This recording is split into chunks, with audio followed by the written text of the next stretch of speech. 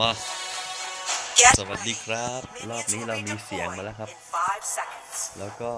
ได้คุณวลิตมาเล่นเป็นเพื่อนกันขอบคุณสำหรับการสละเวลาอันมีค่ามาจอยกันตอนประมาณจะ5 ทุ่มแล้ว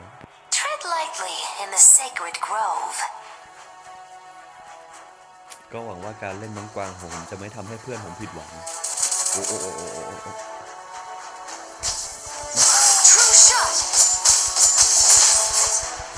อาเพื่อนจับแล้วเหรอเร็วไปเร็วเพื่อนคือพีทยังเดินไม่ถึงไหนเพื่อนผมจะล่อแวนฝั่งตรงข้ามแล้วรอผมได้ฮิวก่อนนะ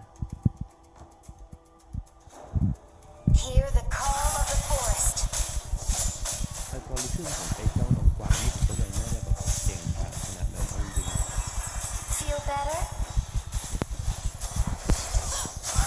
นั่นเนี่ยยิงเข้าป่าไปเลยครับนกเปล่าจริงแล้วผมเช็คว่ามีใครจะส้มตุ๋ยหรือเปล่ามาอุ๊บนั่นไงแหวนเราโดนเฟิร์สบัตเป็นลางละ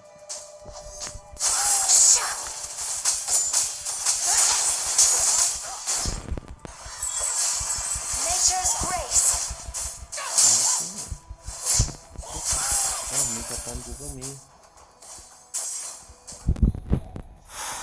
นั่นเขาแวนยืนหนึ่งนะน่ากลัวมากเพื่อนผมก็วิ่งวนเลยครับแล้วก็ส่งนกเข้าไปก่อกวนที่แวนเขาเรื่อยๆก็แต่เราวิ่งช้าไปลูกเฮ้ย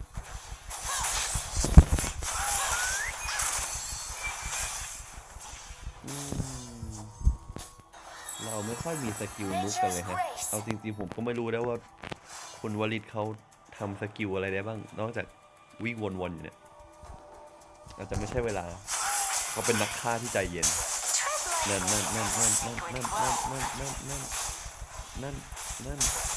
โอ้ยขี้เศร้าไม่เป็นไรลองกันใหม่ครับ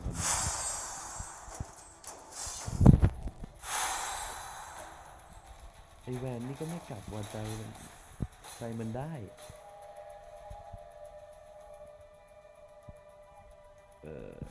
ไม่อยากแย่งเพื่อน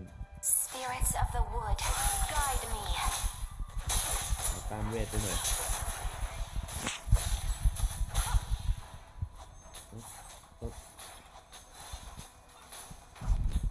ไอ้นี่มันตัวล้างบางนี่หว่าโอ้ยจำได้เลยอีถือกระบี่นี่โหดมากล่อทีทั้งทีมเลย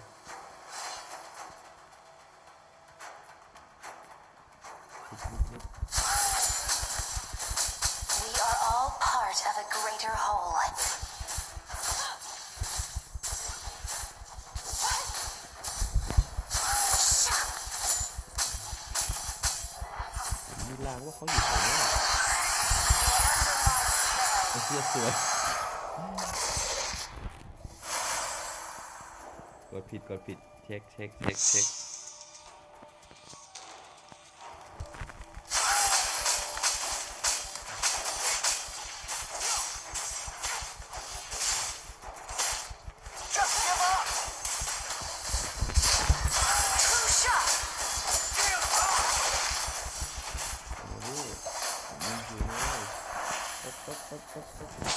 ถอยก่อนRetreat! An ally has been defeated. An enemy has been defeated. By the light of the moon. Enemy double kill.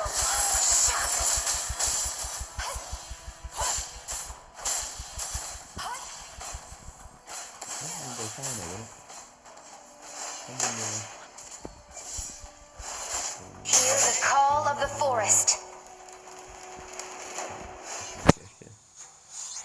เราต้องเรียนรู้การฆ่าอย่างยอดเยี่ยมจากเพื่อนของเรา Nature's grace. Your tower has been destroyed. Spirits of the wood, guide me.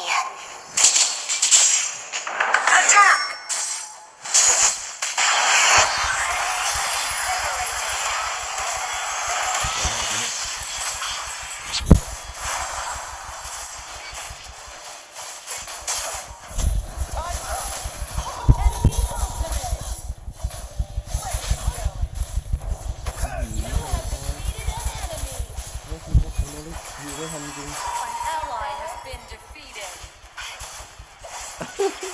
ขอโทษ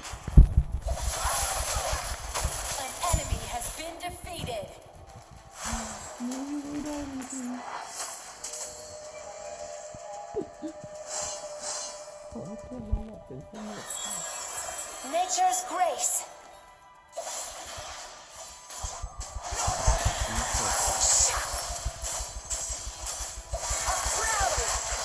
เอาเว้ยมันบอกแรลลี่แล้ว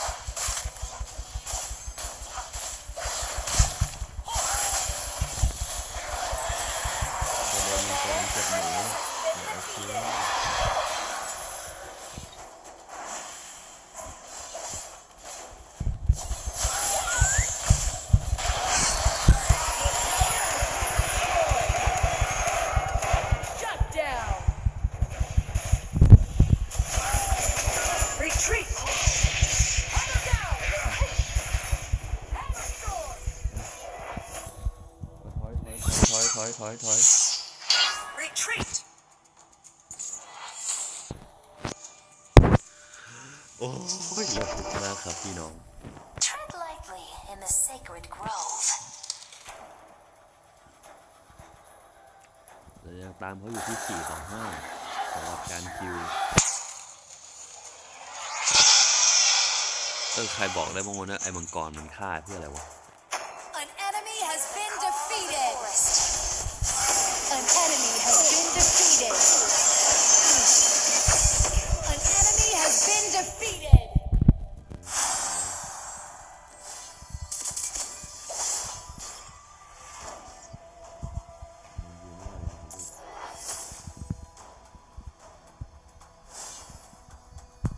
Your team has destroyed a tower.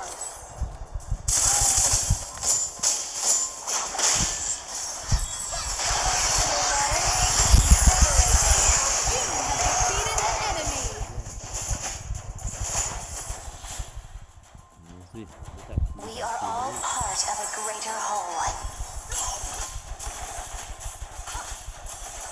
คือมันแบกทีมได้เลยเหรอ Your team has destroyed a tower.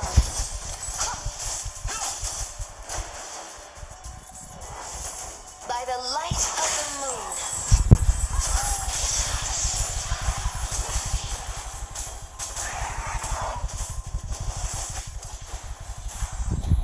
Retreat.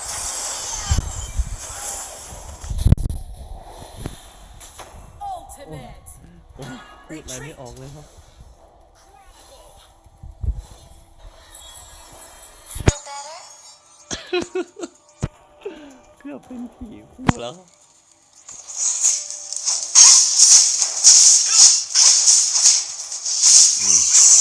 เล่นฉันนึกว่าตัวเองเป็นแท้ง In the sacred grove. มาไปกันใหม่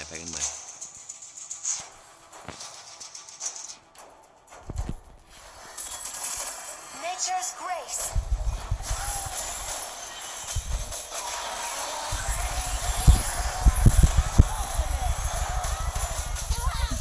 Spirits of the wood. So easily. An enemy has been defeated. นี่คืออะไรคิวคู่โลก Has destroyed a tower. Nature's grace. Your team has destroyed a tower. จะต้องนิดนึงหัน By the light of the moon.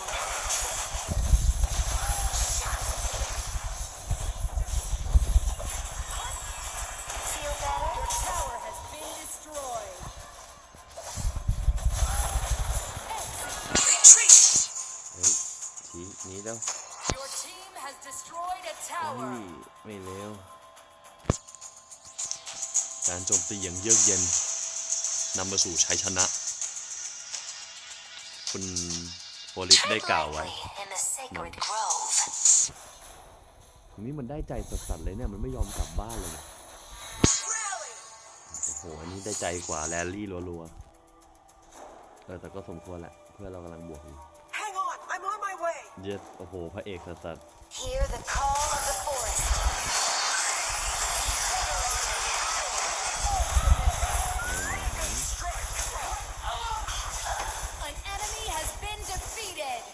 นี่ยไม่ได้ฆ่าสักตัวนะโยกตามวลิตคิดอะไรไม่ออกวิ่งตามวลิตท่านผู้นี้จะนำเราไปสู่ชัยชนะหวังว่าผมจะเปิดไมค์อยู่โอเคเปิดไมค์อยู่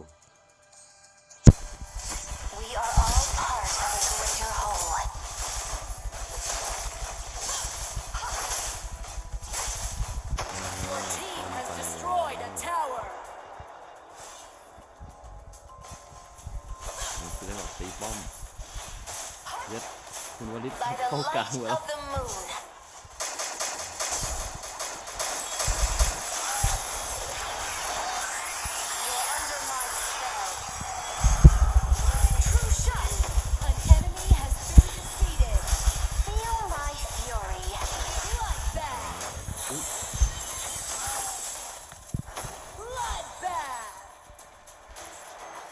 นี่คืออัพอะไรไปบ้างก็ไม่รู้นะตอนนี้แม่งกดฮิวเพื่อนก่อน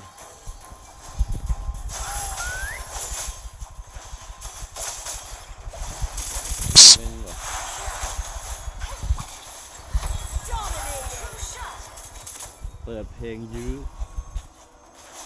ทำให้จบไปเลยครับทำให้จบไปเลยจะได้นอนมันกลับหรือมันดันขึ้นมา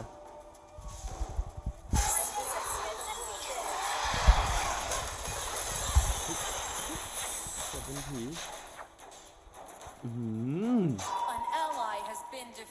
โทษที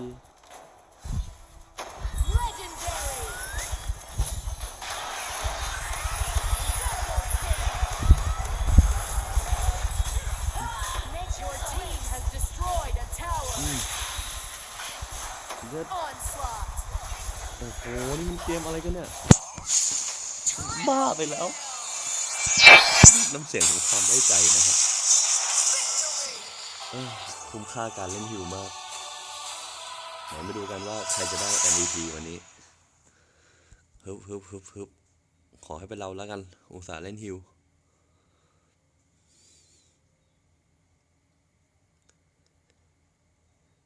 อย่าไปลงที่เพื่อนโอ้เซ็งโอเคแวนทุกคนที่เล่นจะได้ MVP ที่ไม่ใช่เราไม่น้อยใจเลยซัพพอร์ตชั้นกลางเย็ดฟื้นฟูชีวิตมากสุดเอาเว้ย